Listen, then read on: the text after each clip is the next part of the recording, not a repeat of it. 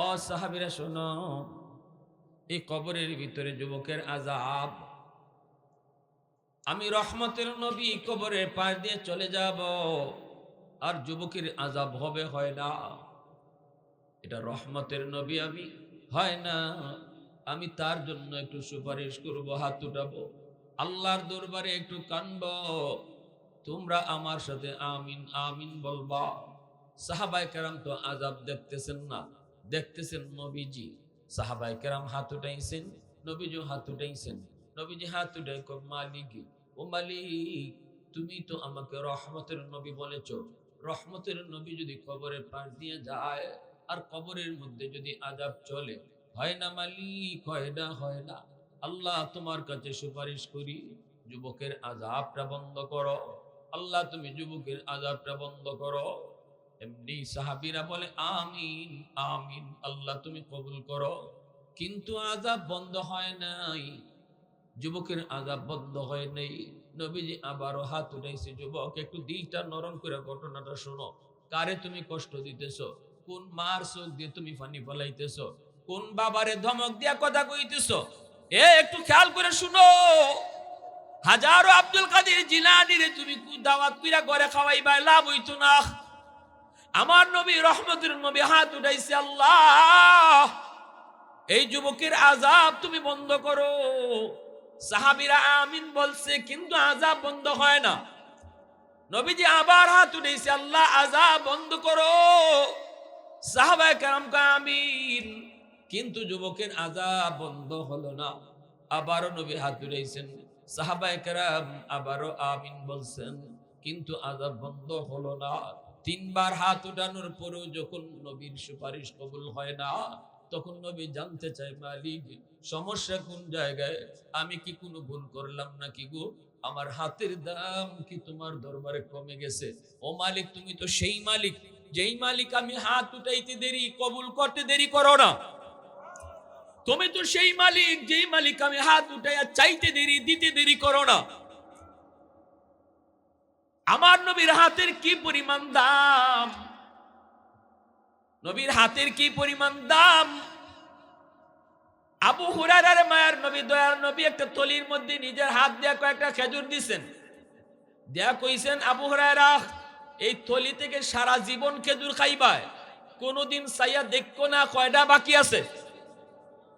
আরো আস্তে কও সুবহানাল্লাহ, আরো আস্তে বলে ভালো লাগবে। সারা জীবন থলির থেকে খেজুর খাইও, চাইয়া দেখো না কয়টা আছে। আবু হুরায়রা রাদিয়াল্লাহু তাআলা আনহু বলেন, আমি এই থলি থেকে সারা জীবন খেজুর খাইছি। গেছি কোথাও সফরে, সেখানেও আমি থলি সাথে নিয়ে গেছি।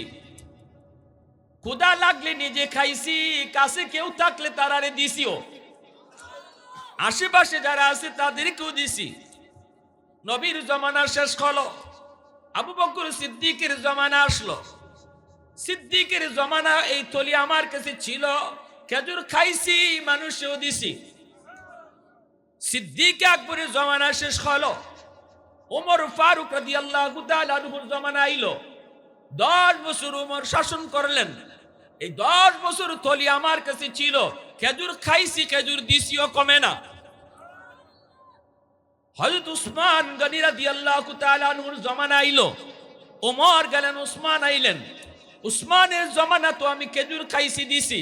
যেদিন হযরত উসমান গনি রাদিয়াল্লাহু তাআলা আনহু শহীদ হবেন, দুশমন বিদ্রোহীরা ওনার ঘর চতুর্দিক দিয়ে ঘেরাও করে ফেললো। হযরত উসমান তিনি কোরআন তেলাওয়াতে মগ্ন ছিলেন। এই অবস্থায় দুশমনরা ওনাকে শহীদ করলো, তলোয়ার দিয়ে আঘাত করলো। উসমান গনি রাদিয়াল্লাহু তাআলা আনহুর মাথাটা কেটে ফেললো, রক্ত ফিনকি দিয়া কোরআনের পৃষ্ঠা লাল হয়ে গেল। আল্লাহর কোরআন পড়া অবস্থায় ছিলেন হযরত উসমান গনি রাদিয়াল্লাহু তাআলা আনহু। এই তিলাওয়াত করা অবস্থায় এনারে শহীদ করলো, রক্ত বইরা কোরআনের পৃষ্ঠা লাল হয়ে গেল। আজও সেই কোরআন মক্কার জাদুঘরে আছে রে যুবক, আজও সেই কোরআনের পৃষ্ঠা লাল। তামাম দুনিয়ার যত শহীদ হয়েছে, তাদের শাহাদতের পক্ষে সাক্ষী দিবে বদর, কারো শাহাদতের পক্ষে সাক্ষী দিবে উহুদ, কারো শাহাদতের পক্ষে সাক্ষী দিবে গাছ, কারো শাহাদতের পক্ষে সাক্ষী দিবে নদী, কারো শাহাদতের পক্ষে সাক্ষী দিবে মিম্বর।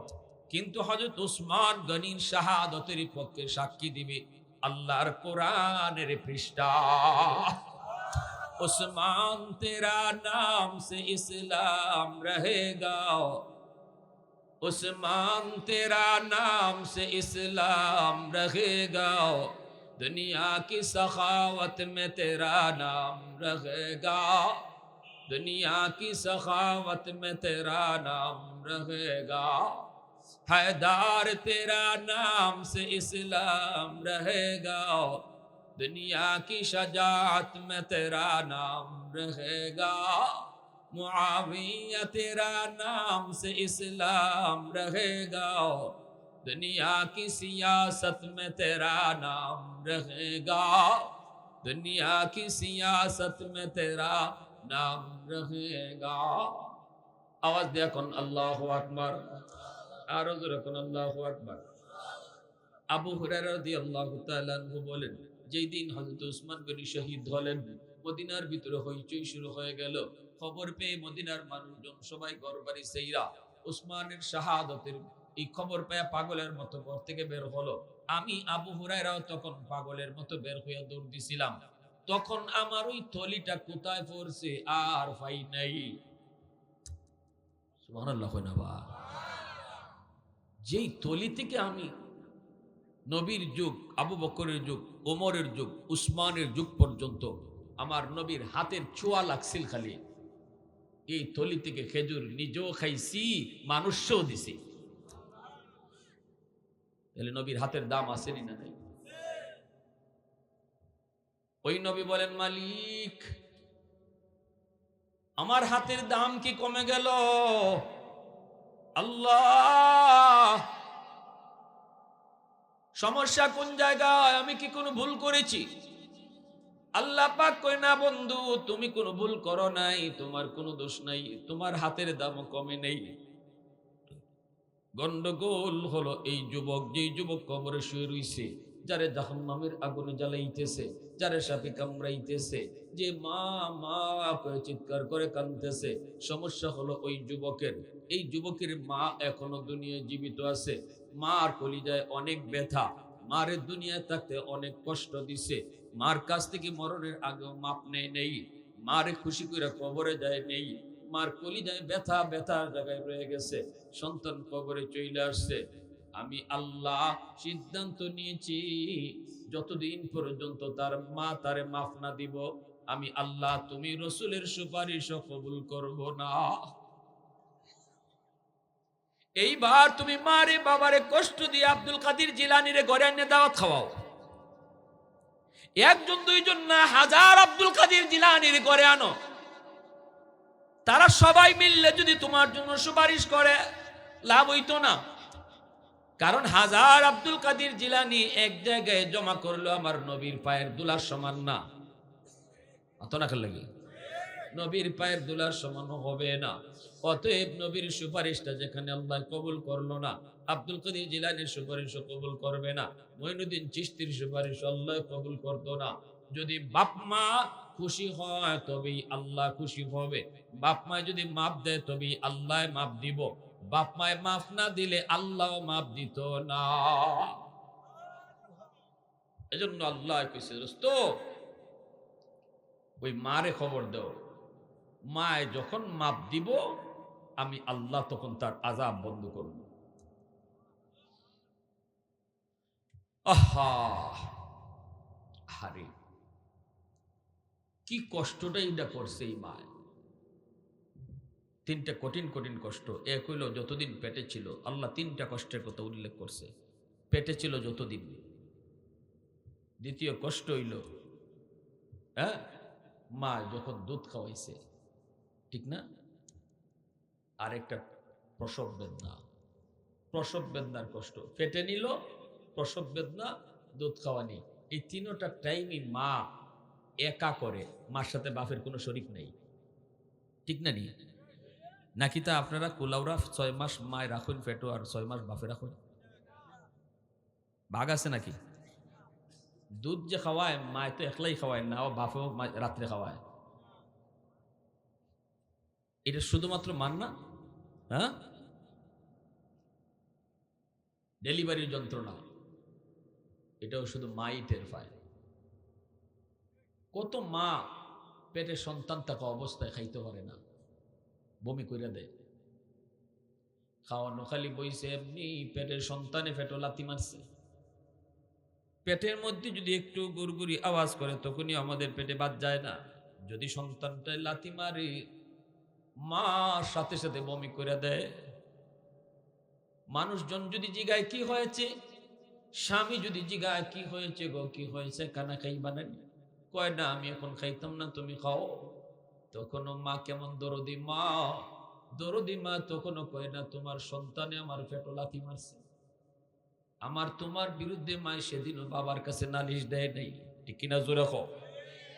ঘুমাইতে গেছে মা, কলিজায় লাথি মারছে, মার ঘুম ভেঙে গেছে। এই রুম থেকে ওই রুমে মায় যায়, ঘুমায় না ঘুমায় না। বাবা তো জানে না বাবা ঘুমাইতেছে ঘুমাইতেছে, নাক ডাকায় বাবা ঘুমাইতেছে। যদি বাবার ঘুম ভাঙ্গি সায়া দেখি বিবি তো কাছে নেই, হয়তো সিটে বয়ে রইছে, অথবা এই রুম থেকে ওই রুমে হাঁটতেছে, চোখ দিয়ে পানি ফালাইতেছে। স্বামীরে ডাক দিয়ে তোলে না, স্বামী গো উঠো। স্বামী যদি জিগা কি হয়েছে, কও না গো কি হয়েছে, তখনও কয় না আমার পেটের সন্তান, এটা তো বাবারই। ই কথা কয় না তোমার সন্তান আমার কলিজায় লাথি মারছে। সেদিনও আমার আর তোমার বিরুদ্ধে মায়ের নালিশ দেয় নাই, ঠিক কিনা জোরে কও, আরো জোরে কও, ঠিক কিনা। পৃথিবীতে মায়ের মতো আপন কেউ হবে না, পৃথিবীতে মায়ের মতো আপন কেউ হবে না। তোমরা কোনোদিনও মায়েরই মনেতে কষ্ট দিও না, তোমরা কোনোদিনও মায়েরই মনেতে কষ্ট দিও না। কত পাপী এমন আছে মাকে কষ্ট দেয়, মায়ের মনে কষ্ট দিয়ে অভিশাপ নেয়। মায়ের মনে কষ্ট দিলে খোদা যে সহে না, মায়ের মনে কষ্ট দিলে খোদা যে সহে না। তোমরা কোনোদিনও মায়েরই মনেতে কষ্ট দিও না, তোমরা কোনোদিনও মায়েরই মনেতে কষ্ট দিও না। এ যুবক, সেই মা যখন প্রসব বেদনা শুরু হয়, এই যুবক প্রসব বেদনার কত কষ্ট মা শুধু জানে, পৃথিবীর আর কেউ জানে না। এত ব্যথা, হসপিটাল নিয়ে গেলে পরে তার ইঞ্জেকশন দেয়, হসপিটাল নিলে পরে ইঞ্জেকশন দেয়। এই ইঞ্জেকশনটা কিসের ইঞ্জেকশন জানোনি? এই ইঞ্জেকশনটা পৃথিবীতে একমাত্র এই ইঞ্জেকশনটাই যেটা যন্ত্রণা আরো বাড়ায়, ব্যথা আরো বাড়ায়। আমরা জানি ব্যথা যখন উঠে ইঞ্জেকশন দিয়ে ব্যথা কমানি হয়, কিন্তু প্রসব বেদনা, ওই বেদনায় যে ইঞ্জেকশন দেওয়া হয়, এই বেদনা ইঞ্জেকশনে আরো বাড়ায়। একজন এফআরসি ডাক্তার বলছে, হুজুর প্রসব বেদনার সময় একজন মার যেই পরিমাণ কষ্ট হয়, এই বেদনা, এই যন্ত্রণাটা যদি একজন যুবককে পুশ করা হয়, মুহূর্তের ভিতরে সে পাগল হয়ে বেহুশ হয়ে মাটি পড়ে দেব, কিছুক্ষণের ভিতরে মারাও যাইতে পারে, বেহুশ হয়ে মাটিতে পড়ে দেব। এত যন্ত্রণা যেই মা সইছে, এই মারে যুবকে মারছে। এজন্য আল্লাহ পাক কয়, দোস্ত যতক্ষণ পর্যন্ত তার মা তারে মাফ না দিব, আমি আল্লাহ তারে মাফ দিতাম না।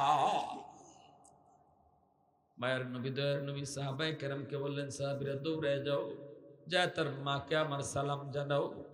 সাহাবায়ে কেরাম যখন মহিলার সালাম জানাইলেন, মহিলা নবীর দরবারে হাজির।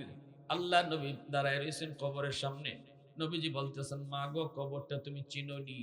মহিলা কো, নবী গো চিনি, এই কবরটা হলো আমার সন্তানের কবর। আল্লাহর নবী বলতেছেন, মা সন্তান বুঝি তোমারে কষ্ট দেয়, সন্তান বুঝি তোমারে অনেক যন্ত্রণা দিয়েছে, অনেক কষ্ট দিছে, অনেক নির্যাতন করছে, এজন্য তোমার সন্তান কবরে আযাব ভোগ করতেছে। আল্লাহ পাক আমাকে অন্তর চোখে দেখাইছে গো মা। সাহাবায়ে কেরামদেরকে নিয়ে একবার না, দুইবার না, তিনবার তার জন্য আমি সুপারিশ করেছি, কিন্তু আল্লাহ আমার সুপারিশ কবুল করে না। আল্লাহ আমারে সাফ সাফ জানাই দিছে, গো মা, যতক্ষণ পর্যন্ত তুমি তারে মাপ না দিবা ততক্ষণ পর্যন্ত আল্লাহ তারে মাপ দিত না। এইবার মহিলা মাপ দিব কি দিব না চিন্তা করছেন? এই কথা কেন, মহিলা মাপ দিবি কি দিবে না?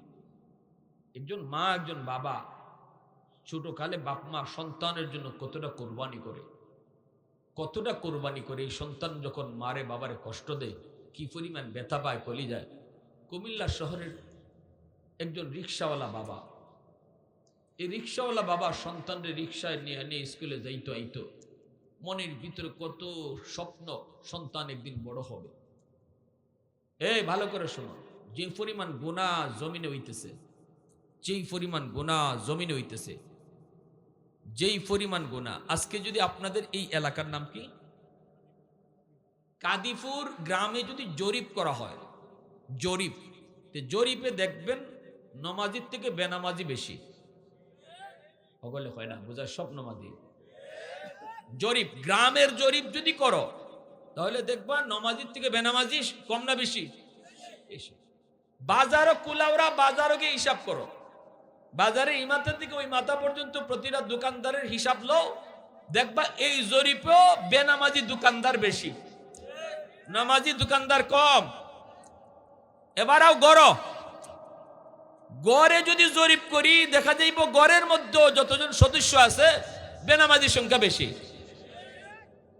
আল্লাহ বলে, শোনো, এই জমিনে যে সন্তানগুলা বাপ মারে কষ্ট দিতেছে, যারা নামাজ পড়তেছে না, যারা গুনাহ করতেছে, এদেরকে জমিন গিলে ফেলার জন্য প্রতিদিন আমার কাছে আবদার করে, জমিনে আবদার করে। হাদিসে কুদসি, আলা কুল্লি ইয়াউমিন ওয়াল আরদা ইস্তাজিলু রাব্বাহু ওয়াল মালাইকাতু ইস্তাজিলু রাব্বাহু ওয়াল বাহরা ইস্তাজিলু রাব্বাহু। আল্লাহ পাক রব্বুল আলামিন বলেন, জানোনি প্রতিদিন জমিন আমি আল্লাহর কাছে আবদার করে। জমিনে কয়, মালিক অনুমতি দাও, বেনামাজির আমি গিলে ফেলবো, সুদকুর ঘুষকুর আমি গিলে ফেলবো। সন্তান, যেই সন্তানে বাপ মারে কষ্ট দেয়, যেই সন্তানে মার কলিজায় আঘাত দেয়, এই সন্তান নাফরমানটারে আমি গিলে ফেলবো। যেখানে দাঁড়ায় আছে এখানে আমি তারে কবর দিয়ে ফেলবো। বাজার থেকে বাড়িতে যাইতেছে সুযোগ দিব না, আমি জমিন তারে গিলে ফেলবো। ও মালিক, আবতালি ইবনা আদম ফি কারি, অনুমতি দাও, আমি ওরে গিলে ফেলি, কবর দিয়া দেই। বেনামাজি আমার জমিনের উপর দিয়ে আর কতদিন হাঁটবে? এই মা বাবার অবাধ্য সন্তান, এই নাফরমান আমি জমিনের উপর দিয়ে আর কত চলবে? তার পায়ের আওয়াজ আমি আর কত শুনবো গো মালিক? মার কলিজায় ব্যথা দেয়, মার চোখ দিয়ে পানি ফালায়, বাবার চোখ দিয়ে পানি জড়ায়। এই নাফরমান রে আমি কতদিন জমিনে হাঁটতে দিব? অনুমতি দাও। আসবিরু ইলা মাতা আসবিরু, ধৈর্য ধরবো তো আর কতকাল ধৈর্য ধরবো? আল্লাহ পাক রব্বুল আলামিন কয়, এরে জমিন, আমি আল্লাহ দেখতেছি এই জমিনের ভিতরে কত গুনাহ হয়, কত অত্যাচার হয়, কত জুলুম হয়, কত নাফরমানি হয়, কত সন্তান বাপ মার কলিজায় আঘাত দেয়। আমি দেখতেছি, সব দেখতেছি। আমি দেখতেছি এই জমিনের ভিতরে আমার নবীর নায়েবে নবী উলামায়ে কেরামের সাথে এই জমিনে কত জুলুম হয়। এরপর আমি কেন নগদ ধরি না জানোনি? কারণ আমি মানুষকে বড় আদর করে বানাইছি। আসমান আল্লাহ বানাইছেন কুন ফায়াকুন বইলা, জমিন আল্লাহ বানাইছেন কুন ফায়াকুন বইলা, ফেরেশতা আল্লাহ বানাইছেন কুন ফায়াকুন বইলা। কিন্তু আমারে আপনারে আল্লাহ পাক কুন ফায়াকুন বলে বানায় নাই। আমারে আপনারে যখন আল্লাহ বানাইছে, আল্লাহ পাক বলে খালাকতু বিয়াদাইয়া, এই মানুষকে আমি আমার নিজের হাত দিয়া বানাইছি। কারণ এই চেহারার মধ্যে এত দামি কপাল, এই কপাল আমি বানাইছি আমার সাজদার জন্য। এই কপালটা ফেরেশতাদের হাতে বানাইলে হয় না গো, এই কপালটা আদেশ দিয়ে বানাইলে হয় না। যে কপাল আমি বানাইছি আমার সাজদার লাগি, এই কপালটা আমি নিজের হাত দিয়া বানাইছি, নিজের হাত দিয়া বানাইছি। আল্লাহ পাক রব্বুল আলামিন কয়, রে জমিন, আমি দেখতেছি আমার এই বান্দাটা কত গুনাহ করতেছে, এরপরে আমি অপেক্ষায় আছি কখন কোন মজলিসে যাইব, কখন কোন ওয়াজ মাহফিলে যাইব, কখন কোন জুম্মার বয়ানে যাইব, কখন কোন আল্লাহওয়ালার সোহবতে যাইব, যাইয়া চোখের পানিটা ফালায় কানবো। আমি আল্লাহ তার চোখের পানির ফালাইতে দেরি, তার গুনাহ মাফ করতে দেরি করব না। কখন কোথায় মা বাবার কদর বুঝবো, রাতে যেয়ে মার কাছে মাপ চাই লিব, বাবার কাছে মাপ চাই লিব, মার কাছে বাবার কাছে মাপ চাইতে দেরি, আমি আল্লাহ তারা মাফ করতে দেরি করব না। এজন্যই তো কুমিল্লা শহরের ওই যুবক যারে শিশুকাল থেকে বাবা রিকশায় করে করে স্কুলে নিত আর আনতো, মার কত স্বপ্ন ছিল সন্তান বড় হবে, অফিসার হবে, ঠিকই অফিসার হইছে, বড় হইছে, কিন্তু বাপ মারে ভুল লাগেছে। ঢাকা শহরে তাকে বড় লোকের মেয়ের বিয়া কইরা গুলশান বাসা নিয়ে থাকে, কিন্তু গ্রামের সেই গরিব মা, গ্রামের গরিব বাবারে বইলা গেল, ঈদের চাঁদেও মারে দেখতে আসে না, বাবারে দেখতে গ্রামে আসে না। মা রাস্তার দিকে তাকায় তাকায় চোখের পানি ধরে কান্দে আর কেউ বাজান রে। কত সন্তান শহর থেকে গ্রামে আয় ঈদ পালন করার জন্য, মার সাথে বাবার সাথে ঈদ কাটাইতো, কিন্তু ঈদের দিনও কি তুই মারে একটু ভুইলা গেলি? ঈদের দিনও কি বাবারে ভুইলা গেলি? সারাদিন মা ঈদের দিন সারাদিন রাস্তার পানে তাকায়, ঈদের আনন্দ নাই, মার নাই, বাবার নাই। সন্তানের রাস্তার দিকে চাওয়া, কিন্তু সন্তান বাপ মার খবর নেয় না, আসেও না, গ্রামে আসে না। একদিন মা তার স্বামীরে পাঠাইছে, স্বামী গো একটু যাও, যায় তুমি যে একটু দেখে আসো, চেহারাটা অন্তত দেখে আসো। সন্তান মারে ভুললে গেল, মায় বলতে পারে না, সন্তান বাবারে ভুললে গেল, বাবায় বলতে পারে না। স্বামী গো তুমি একটু যাও, যাই একটু দেখো। স্বামীর ঠিকানা লই আইছে সন্তানরে দেখতো, বাপে ধর গেইটের পাশে এসে দাঁড়াইছে, দারোয়ানে আটকাই দিছে। বাস্তব ঘটনা কইতেছি, একটা বাস্তব ঘটনা। গেইটের পাশে দারোয়ানে আটকাই দিছে, আটকায় কই যাইবেন? কয় অমুকের কাছে দেখা করব। দারোয়ান কয় না, ইনি তো আমার অফিসের বস, বসের সাথে দেখা করা যায় না, পারমিশন নিতে হয়, আপনি এখানে দাঁড়ান, আমি স্যারের অনুমতি নিয়ে আসি। দারোয়ান গেছে গিয়া কই স্যার, একটা বুড়া মানুষ, গরিব মানুষ গেইটের পাশে দাঁড়ানো, আপনার সাথে দেখা করতে চায়, অনুমতি দিমুনি? এমনি স্যারে কয় আমি সিসি ক্যামেরায় দেখি, সিসি ক্যামেরাটা অন করে দেখে গেইটের লোকটা তার বাপ, কিন্তু দারোয়ান রে কয় না, দারোয়ান রে কয় না এটা যে তার বাপ। দারোয়ানের হাতে 500 টাকা দিয়া কয় নে, টাকাটা দিয়া বিদায় করে দে। দারোয়ান আইসে কয় নেন স্যারে 500 টাকা দিছে। বাপে কয় বাজার, আমি ভিক্ষা নিতে আসি নাই রে বাজার, আমি সাইল না সোয়াল করতে আসি নাই, আমি ভিক্ষুক না ভিক্ষা নিতে আসি নাই, আমি আসছিলাম একটা নজর আমার সন্তানের চেহারা দেখবো, একটা নজর আমার ছেলের চেহারাটা দেখবো। দারোয়ান চিৎকার দিয়ে মাটিতে বয়ে গেল। দারোয়ান কই চাচা স্যার আপনার ছেলে? কয় হ, তুই যাও, যা কও আমি তার আব্বা আইছি, মনে হয় আমার ফুতে জানে না আমি যে তার বাপ, মনে করছে আমি ভিক্ষুক। দারোয়ান কই লাভ নাই চাচা, লাভ নাই, সিসি ক্যামেরায় আপনারে দেখছে, আপনারে চিনছে। এই কথা বলতেই বাবা চিৎকার দিয়ে মাটি পড়ে আল্লাহর কাছে হাত উঠে, মালিক আজকে ছেলে আমারে চিহ্নও আমার গেইটের ভিতরে ঢুকতে দেয় না, 500 টাকা দিয়ে আমারে বিদায় করে দেয়, কোথায় সে বিজি। ঠিক আছে মালিক, আমি বদদুয়া দিলাম না, কারণ আলেমদের জবানে শুনছি বদদুয়া দিলে কবুল হয়ে যাইব। আল্লাহ তোমার কাছে দোয়া করি, আমার সন্তানরে তুমি হেদায়েত দান কইরো, বুঝ দিও। ওই যে দোয়া করছি, দোয়াটা কবুল হয়ে গেছি। বাড়িতে আসছে, মা জাবরে স্বামীরা ধরছে, কি গো আমার পুত্রে তুমি কেমন দেখে আসছো, আমার ছেলেরে তুমি কেমন দেখে আসছো? বাপে কান্দে, কেমনে দেখমু, তোমার ছেলে তো অনেক বিজি মানুষ, অনেক বড় অফিসার, আমার সাথে দেখা করার তার টাইম নেই। মা চিৎকার দিয়ে মাটিতে বয়ে গেল। মায়কে আল্লাহ বদদুয়া দেই না, আল্লাহ তুমি আমার সন্তানরে বুঝ দিও, হেদায়েতের পথ দেখাইও। এইদিকে দিন যায় রাত যায়, বছরের পর বছর চলে গেল। রমজান মাস, কোন এক রমজানে যুবক জুম্মার নামাজ পড়ার জন্য মসজিদে ঢুকছে, গুলশান আজাদ মসজিদ। এই গুলশান আজাদ মসজিদে জুম্মার নামাজ পড়ান যাত্রাবাড়ির হযরত মাওলানা মাহমুদুল হাসান দামাত বারকাতুহু, এখনো আল্লাহর ওলি দুনিয়াতে আছেন। যাত্রাবাড়ি মাদ্রাসার প্রিন্সিপাল তিনি। হুজুরে জুম্মার নামাজ পড়ান গুলশান আজাদ মসজিদে। মিম্বরে বৈশা জুম্মার বয়ান করতেছেন। ওই দিনে হুজুরের জুম্মার বয়ান ছিল বাপ মার খেদমত, আর যুবক ঢুকছে মসজিদে। আল্লাহর ওলি মিম্বরে বইয়া বাপ মার খেদমত নিয়ে কয়েকটা কথা এমন ভাবে কইছেন, প্রত্যেকটা কথা তার দিলের মাঝিকে তীরের মতো লাগছে। আল্লাহু আকবার। ওই যে আল্লাহ কইছিল, জমিন আমি যদি নগদ দৈরে লাই তাহলে তওবার সুযোগ কই? আমি আল্লাহ মানুষ বানাইছি নিজের হাতে, এত সহজে ধরি না, সুযোগ দেই।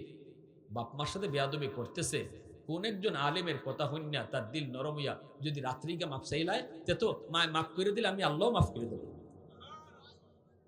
ধ্বংস যদি কইরা দেই তাহলে তার সুযোগ কই আর তওবা করা?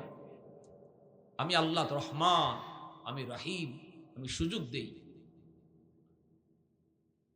জুম্মার নামাজ পড়লো যুবক, প্রতিটা কথা তার দিলের মধ্যে তীরের মতো লাগতেছে।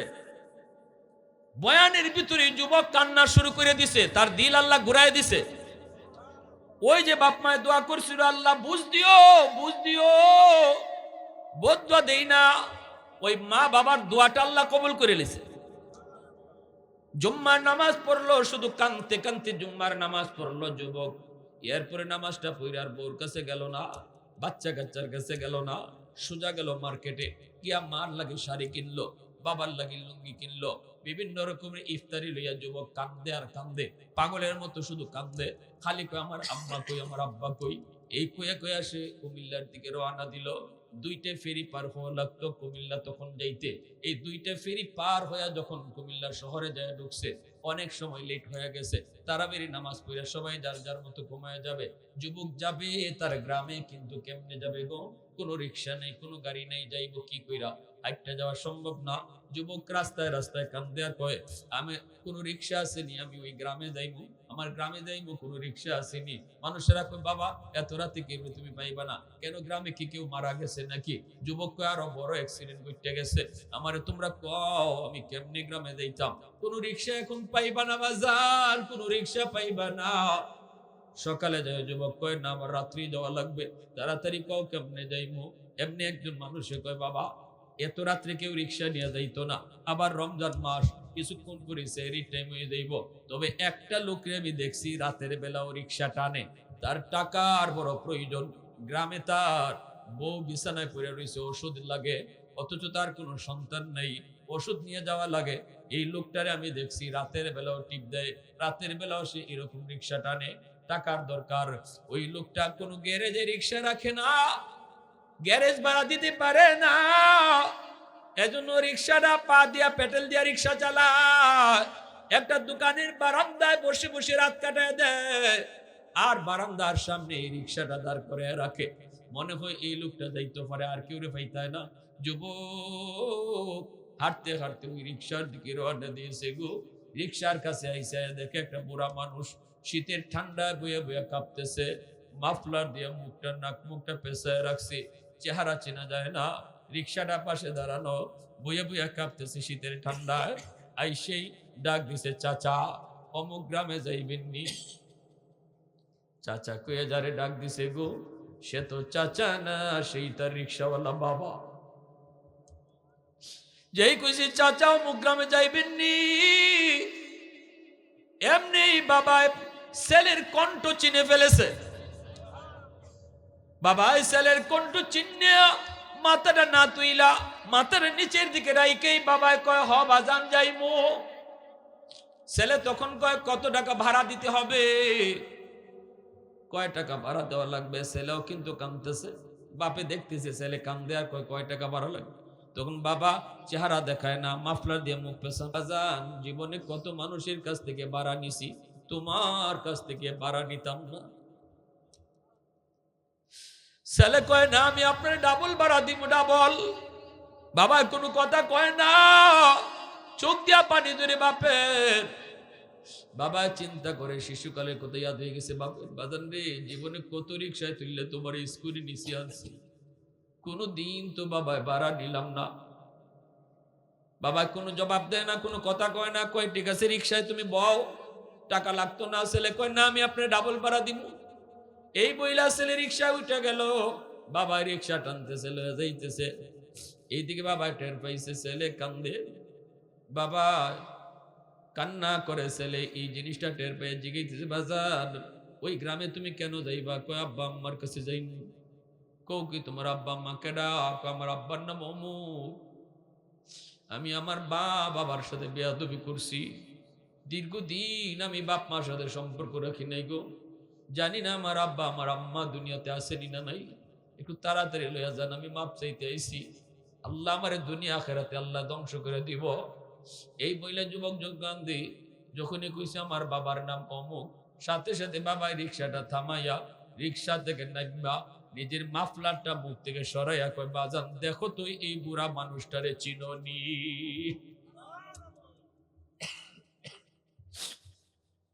দেখো তো এই বুড়া মানুষটারে চিননি? তখনই ছেলে রিক্সা থেকে নামিয়া বাবার ফাও জড়ায় ধরে কান্না শুরু করছে, আব্বা আমারে মাফ করো। বাপের সাথে সাথে কপালে বুকে জড়ায় নিছে, নিয়া কপালে চুমা খাইছে, মাফ করে দিছে। বাড়ির গিয়া খালি আম্মা কয়ে ডাক দিছে, অসুস্থ মা বিছানা থেকে সুস্থ হয়ে গেছে। সন্তান অসুস্থ বাপ মার পাশে গিয়া মাথা হাতটা রাখবা, দেখবা বাবা অর্ধেক সুস্থ হয়ে গেছে। ডাক্তার পরে আনো। আল্লাহ রসুল কয় যখনই বাবার কপালে হাতটা রেখে কইবা আব্বা তুমি শরীরটা কেমন লাগে, ওই যে বাবার দিলটা খুশি হয়েছে, সাথে সাথে আল্লাহ তোমার উপর খুশি হয়ে গেছে। মার মাথার পাশে বৈশা মার কপালটাতে হাতটা রাইকে আম্মা শরীরটা কেমন লাগে, মা খুশি হয়ে যাইব। আল্লাহ রসুল কয় আমি রসুল কইতেছি যে রসুল জীবনে মিথ্যা বলি নাই, সাথে সাথে আল্লাহ তোমার উপর খুশি হয়ে যায়। এই দুনিয়াতে বাপ মারে খুশি করে যারা গেছে এরা ওলি হইছে, বাইজিদ বুস্তামি ওলি হইছে, ওয়াসকুরুনি আল্লাহর ওলি হইছে, এবং বড় বড় ওলি আল্লাহ এই জমিনে যতজন হইছে প্রত্যেকের পিছনে তার বাপ মার দোয়া ছিল।